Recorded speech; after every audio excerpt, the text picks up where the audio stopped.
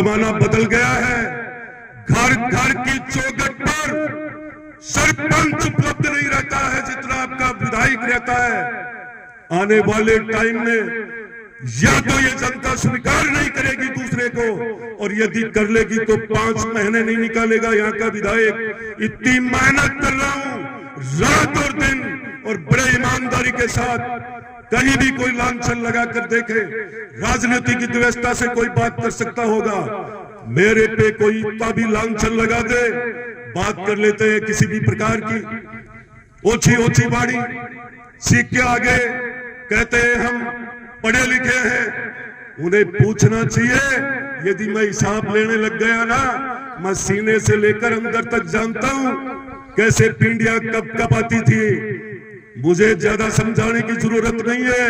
मैं इसी मानदास बाबा के आकर के और आपसे वादा करके जा रहा हूं, आपके स्टेडियम के मामले में हर पल नवलगढ़ का विधायक खड़ा है। मैं सरकार के पैसे का कभी भी नुकसान नहीं होने दूंगा।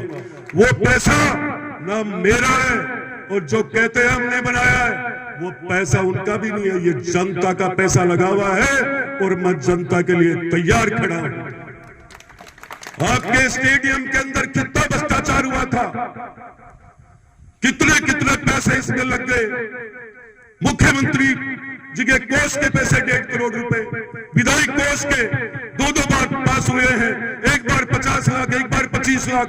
CSR फंड के पैसे कौन देगा उसका हिसाब मैं आपसे शर्माता इसकी जांच नहीं करवाई, वरना झाड़ काट के बता देता कितने पैसे खाए हैं। सच बोल रहा हूं, पीछा करने का पक्का मास्टर हूं, और मैं कमी छोड़ता नहीं हूं, कहीं कमी नहीं छोड़ता हूं।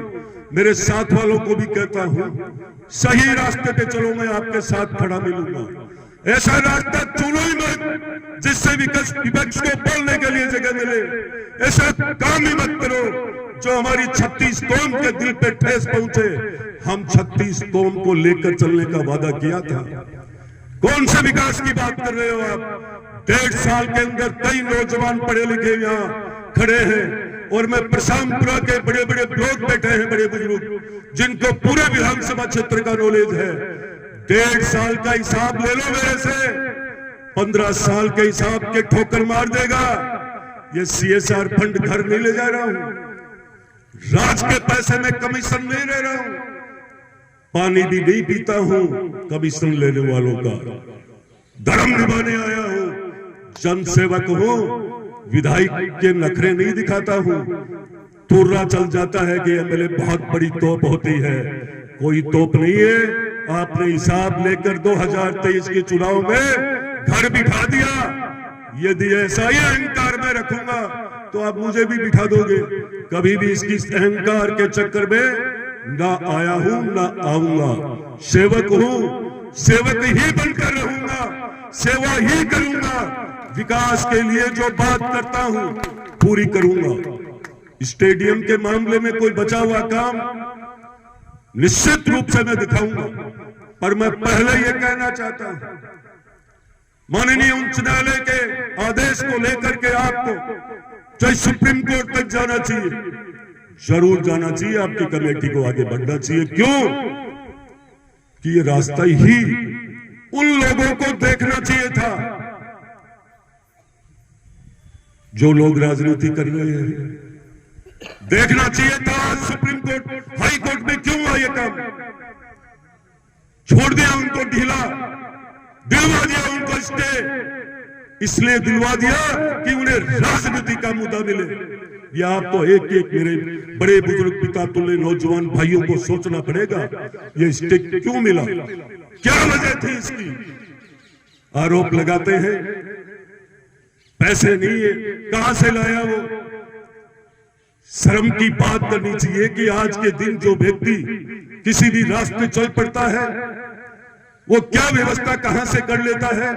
हर किसी पे आरोप लगाने के लिए, बकवास करने के लिए लोग आ जाते हैं।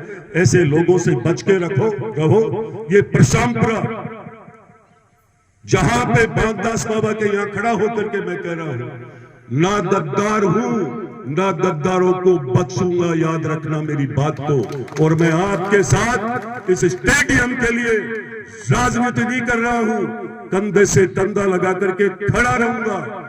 अब आपको कान में बात कर देगा वो लोग कि राज अधिकारी यहाँ का ही है। अधिकारी माननीय उच्च न्यायालय के सामने आप पढ़े लिखे हो, सब गाड़ घेर देते हैं। सही बोल रहा हूं या गलत? सही है ना? किसी की बैक